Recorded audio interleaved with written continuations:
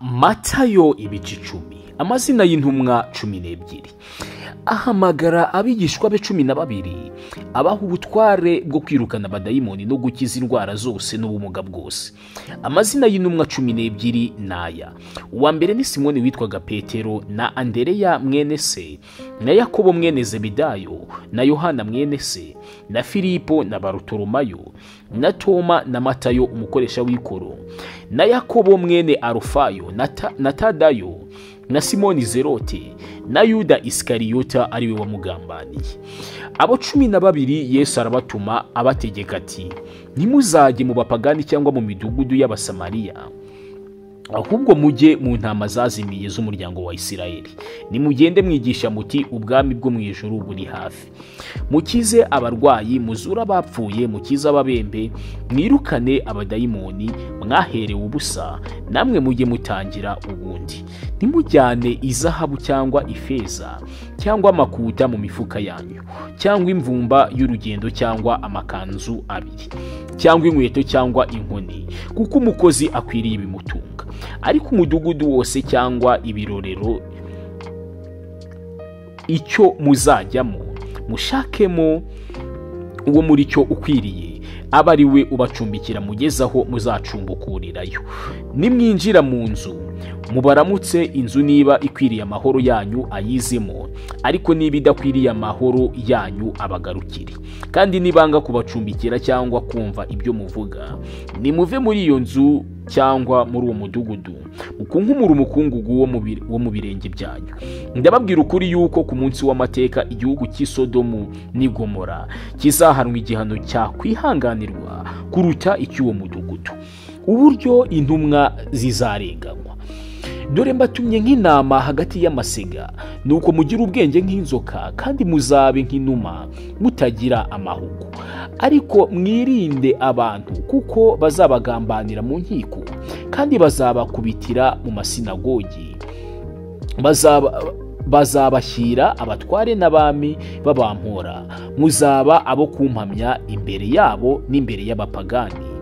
Ariko nibabagambanira, ntimuzahagarike umutima w'uko muzavuga cyangwa ibyo muzavuga, kuko muzabibwirwa muri uwo mwanya.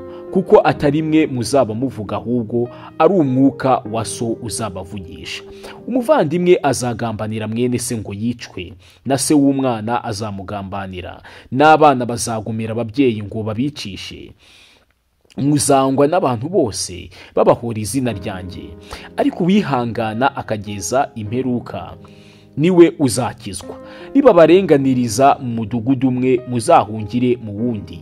Ndababwira ukuri yuko mutazarangiza imidugudu yose ya Isiraheli umwana w'umuntu ataraza. Yesu akomeza intumwa ngo zidatinya: umwigishwa ntaruta umwigisha, kandi n'umugaragu ntaruta shebuja.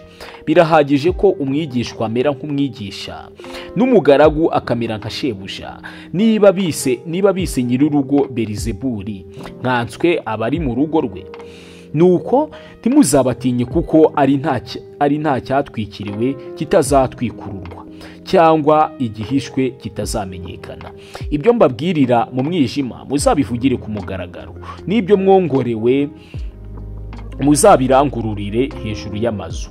Kandi ntimuzatinye abica umubiri badashobora kwica ubugingo, ahubwo mutinye ushobora kurimburira ubugingo n'umubiri muri Gehinomu.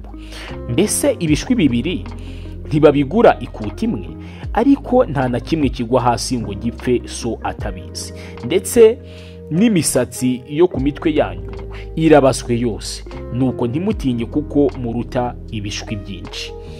Umuntu wese uzampamiriza imbere y'abantu, nanjye nzamuhamiriza imbere ya Data uri mu ijuru. Ariko uzanyihakanira imbere y'abantu wese, nanjye nzamwihakanira imbere ya Data uri mu ijuru. Kwikorera umusaraba. Mwe gutekereza ko nazanywe no kuzana amahoro mu isi. Sinaje kuzana amahoro, ahubwo naje kuzana inkota. Kuko naje gutanya umwana na se, umukobwa na nyina, umukazana na nyirabukwe. Abanzi b'umuntu bazaba abo mu rugo rwe.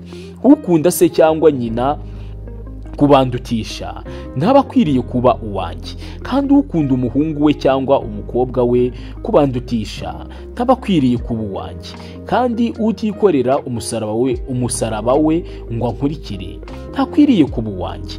Urengera ubugingo bwe azabubura, ariko utita ku bugingo bwe ku bwanjye azabubona. Ubemera nijye aba yemeye, kandi unyemera aba yemeye iyantumye.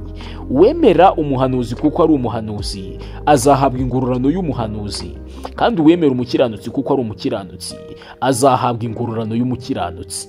Kandi uzanywesha umwe muri aba bato ku gacuma k'amazi akonje gusa kuko ari umwigishwa wanjye, ndababwira ukuri yuko atazabura ingororano ye. Aho ni muri Matayo igice cya 10.